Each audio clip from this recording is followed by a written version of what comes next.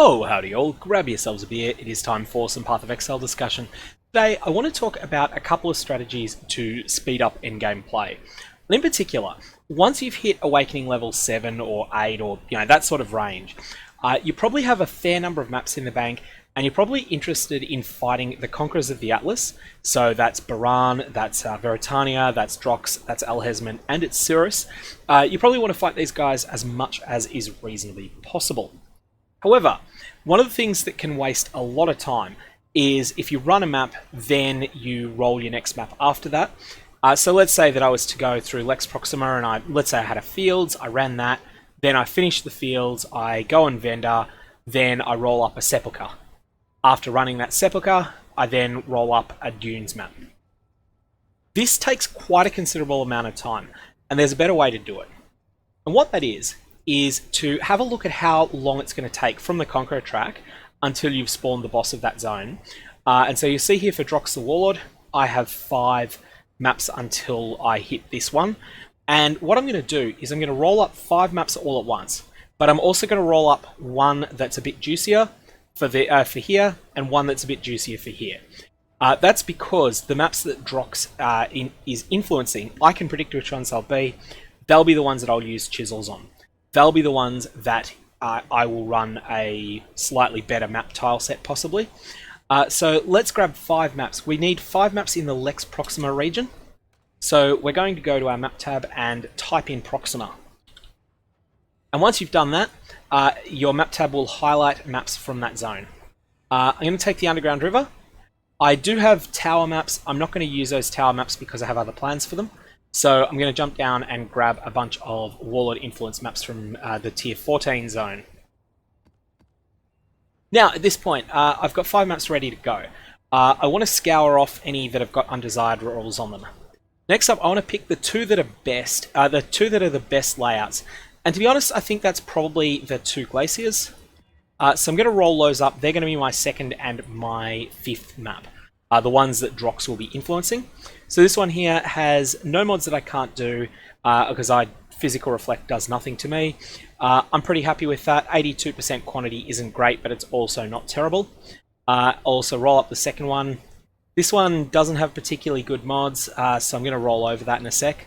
But let's just take advantage of the economies of scale for rolling things. It's faster to go bang, bang, bang, bang, bang. I hate running Temporal Chains maps. I don't mind anything on there. So you're making all of these decisions at once. This one I'm rolling over, not because the mods are particularly bad, even though vulnerability can be nasty, but because 19% pack size and 69% quantity isn't enough. This one I actually can't do. So this one's looking a bit better now. So we have the juiciest map here is the one that we're going to do 5th. What we're going to do is we're going to put them in order. And we're going to be running them from the top to the bottom. So this one's the 5th map, so we're going to stick it down here. This one will be 4th, this one will be 3rd, this one will be 2nd, and the 2nd map will be one that has a Conqueror, that is influenced by a Conqueror as well. And now at this point we're going to throw sextants on the maps. This step is optional. I find... Oh, that's cool. That one's getting saved. I'm going to use that one later because I think I'm pretty close to full on my Nico Juice. Let me just check that. Don't often see that. No, that's perfect. 15,000 is exactly the amount that I need for that, so I'm going to use that as is. I wish that had rolled on a Ivory Watchstone instead because it's actually quite valuable, that Sextant mod. You can sell the Ivory Watchstone with it for quite a bit more.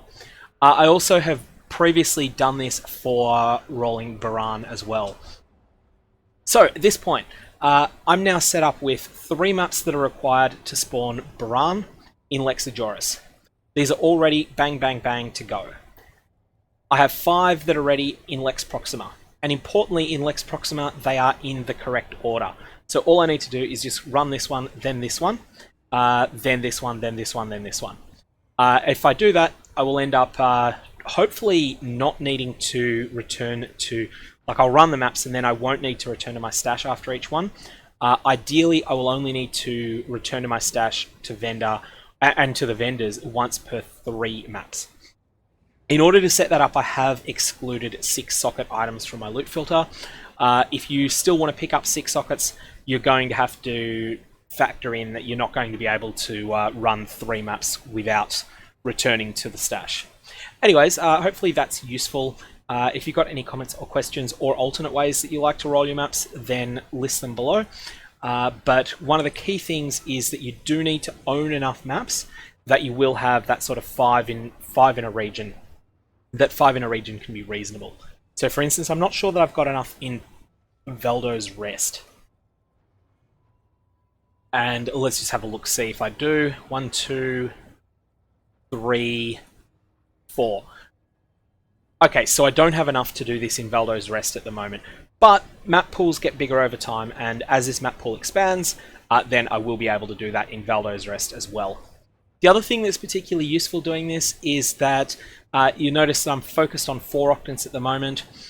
Over time, the number of maps that I have in the octants I'm focused on will decrease, and the number of maps that I've got in the alternate octants will increase. When that happens, I can just swap my focus and do 4 different octants. Anyways, that's all I've got on this one. If you've got any comments or questions, fire away. Otherwise, leaving it there. I hope you have a good one.